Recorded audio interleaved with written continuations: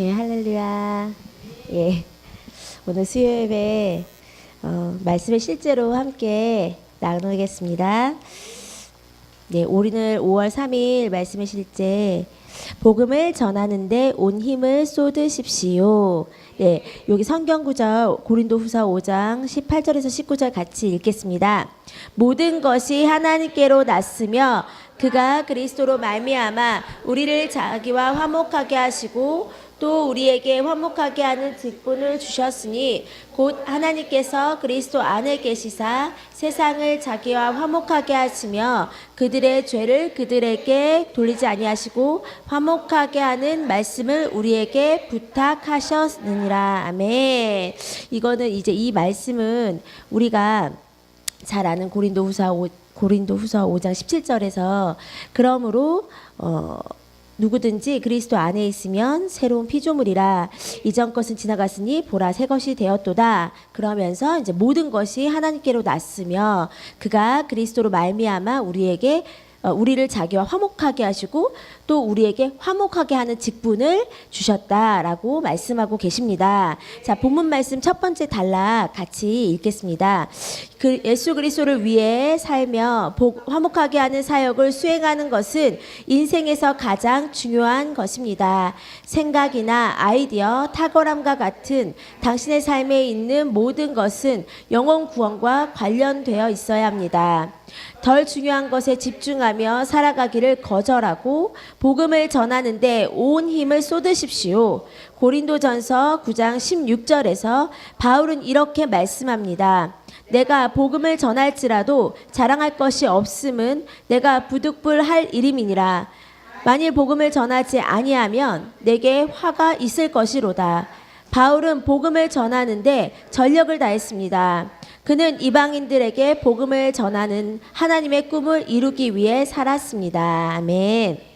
우리가 정말 하나님의 여기 보면은 생각이나 하나님께서 우리에게 생각을 주시고 아이디어를 주시고 이렇게 탁월함도 주시고 우리가 날마다 승리할 수 있는 이런 승리의 삶을 주셨는데 그런데 이런 것들이 우리의 유익으로만 끝난다면 이것은 완전한 목적을 이룬 것이 아닙니다. 우리는 이것을 나눠주기 위해서 우리에게 이런 것들을 다 주셨습니다. 그래서 우리가 우리의 이런 아름다움을 나타내고 이런 하나님께서 주신 것들을 나타내고 그리고 그분의 덕을 나타냄으로써 다른 사람들이 이제 구원을 받을 수 있는 통로의 길이 우리로 말미암아 그렇게 해서 우리가 이렇게 여기 보면은 화목하게 하는 직분을 그 목적 때문에 우리에게 주신 것입니다. 그래서 사도 바울이 여기 고린도전서 9장 16절에서 이렇게 얘기하고 있습니다. 내가 만약 복음을 전하지 아니하면 내게 화가 있을 것이로다. 내가 복음을 전하지 아니하면 내가 화가 있을 거야라고 이렇게 나쁜 일이 있을 거야라고 얘기를 하는데 이것을 우리가 율법적으로 받아들이면은 잘못된 거겠죠. 우리가 복음을 전하면 복을 받고 복음을 전하지 않으면 복을 받지 못한다. 큰일이 있다. 이렇게 받아들이면 아니 되고요. 이것은 사도 바울이 얼만큼 그 자신이 가지고 있는 그 열정이 얼마나 대단한 것인지 자기가 가지고 있는 그 소명이 얼마나 그 열정이 대단한 것인지에 대해서 알 수 있는 것입니다. 우리가 율법적으로 해석해서 복음을 전한다면 전하지 않는다면 화가 있다. 이렇게 하게 되면 그건 잘못된 접근 방법입니다. 사도 바울이 그렇게 열정 가운데 있는 것이고 그렇게 느끼는 것입니다. 그래서 우리도 똑같이 성령 가운데 그렇게 느낄 수가 있죠. 그런데 우리가 율법적으로 적용하게 되면은 정확한 적용은 아니고 우리도 이렇게 사도 바울처럼 이렇게 열정을 가운데서 그 정도로 우리가 복음을 전할 수가 있다라는 것을 우리가 알 수가 있습니다. 그래서 우리도 이런 사도 바울처럼 열정으로 충만해져야겠습니다.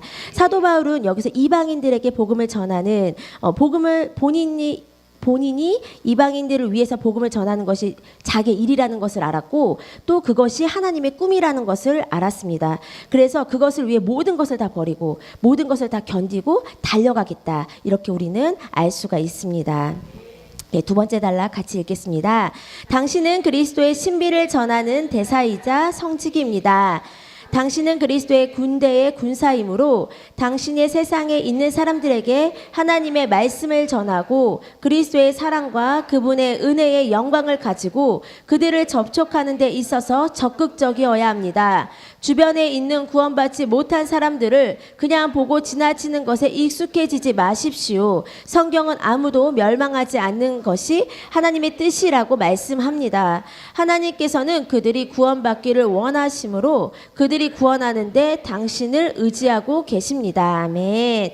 우리가 그리스도의 신비를 전하는 대사이고 청지기이다 라고 이렇게 말씀하고 계십니다. 그리스도는 정말 신비입니다. 왜냐하면 우리가 이제 예수님께서 하신 일을 우리가 듣고 그리고 그것을 받아들이기만 한다면 누구든지 그 복음 안에 누구든지 이 놀라운 그 축복 안으로 우리가 살아갈 수 있는 그런 길이 열리지 않습니까?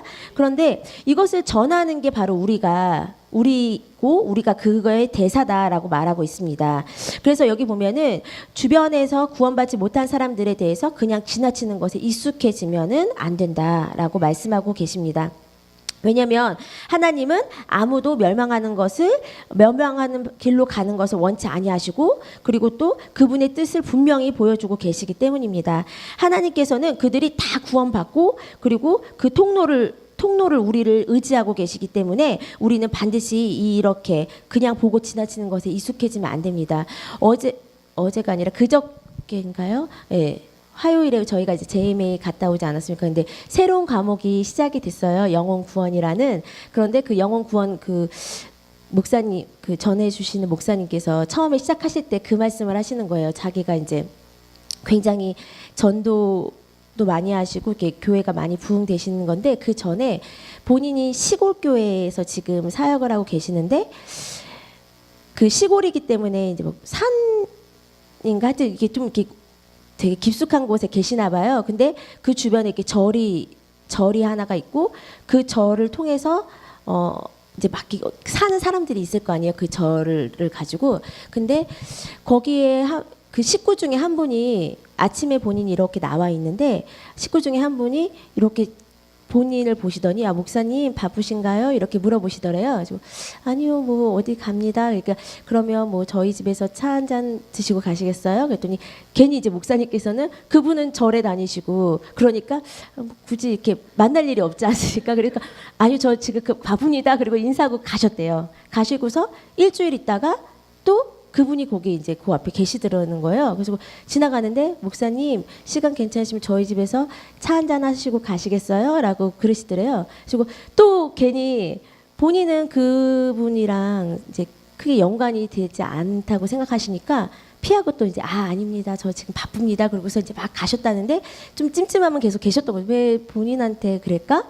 그런데 일주일인가 며칠 있다가 그분이 이제 돌아가셨다라는 그 얘기를 들었대요. 근데 그게 돌아가신 게 그냥 돌아가신 게 아니라 이제 스스로 이제 목숨을 끊으셨다 이렇게 말씀하시면서 되게 이제 안타까워하시면서 그분이 나를 찾은 게 아니었을까. 그러니까 왠지 본인을 거기서 자기를 기다리고 있었다라는 생각이 들더라는 거죠. 그러니까 우리도 이렇게 우리가 아니면 그들에게 그러니까 복음을 지금 받지 못한 그들에게 전할 사람이 없다는 그 절실함이 우리가 가져야 될 바로 그 태도입니다. 예, 그분처럼 우리 주변에도 그렇게 많이 공허함을 가지고 절실하게 필요로 하는 사람들이 분명히 많이 있을 겁니다. 근데 우리는 우리의 생각으로 그것을 제한시키고 그와 나는 상관이 없다라고 이제 생각을 하는 경우가 많이 있죠. 근데 우리가 그런 것을 버리고 정말 믿지 않은 사람들에게 모두 다 전할 수 있는 그런 태도를 가져야 됩니다.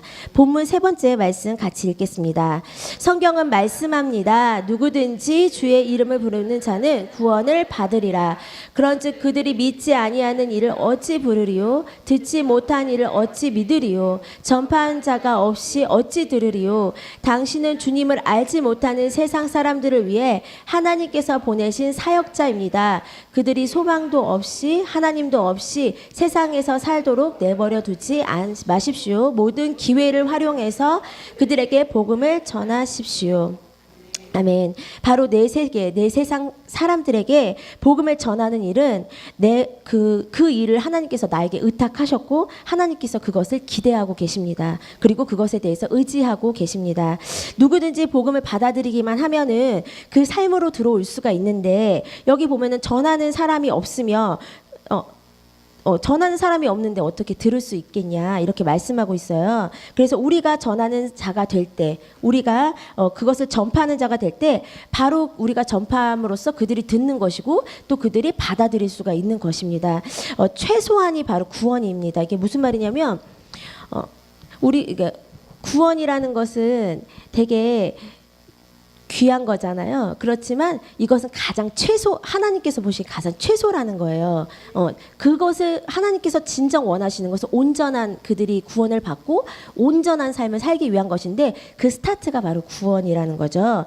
그렇기 때문에 우리가 그 모든 하나님 원하시는 것은 그들이 모두 구원 안에서 그 축복된 삶, 온전한 삶을 살기를 바라시는 거기 때문에 우리가 그 시작을 하는 겁니다. 예, 그래서 겉으로 보기에는 되게 멀쩡해 보이고 우리보다 더 이렇게 높이 있어 보이지만 그 속을 보면은 공허하고 괴롭고 우울해하고 그런 사람들이 굉장히 많이 있잖아요. 사실은 그들이 사실 하나님께만 온다면 하나님께서 예수님을 통해서 이 땅에서 해놓으신 것들에 대해서 모두 그 영혼들은 사실 사셨잖아요. 합법적으로 그들은 다 하나님의 그 영혼들이죠. 그렇지만 그래서 우리가 그들은 들을 권리가 있는 것이고 우리는 그것을 전하는 책임이 있는 것입니다. 예.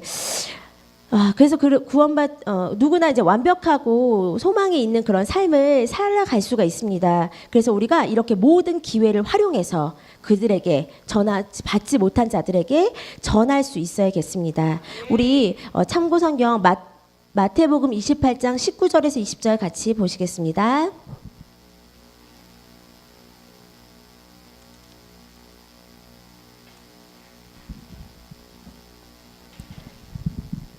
네, 마태복음 28장 19절에서 20절 같이 읽겠습니다.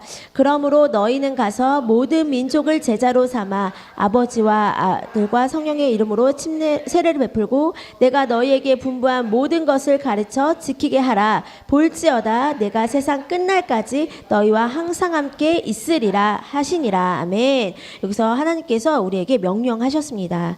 예, 모든 것을 너희가 가서 모든 민족을 제자로 삼아 아버지와 아들과 성령의 이름으로 세례를 베풀고 그리고 모든 것을 다 가르쳐 지키게 하라. 그러면 그 모든 가정 가운데 너희와 내가 항상 함께 있을 것이다 라고 이렇게 말씀하고 계십니다. 고린도 후서 3장 2절 말씀 보시겠습니다.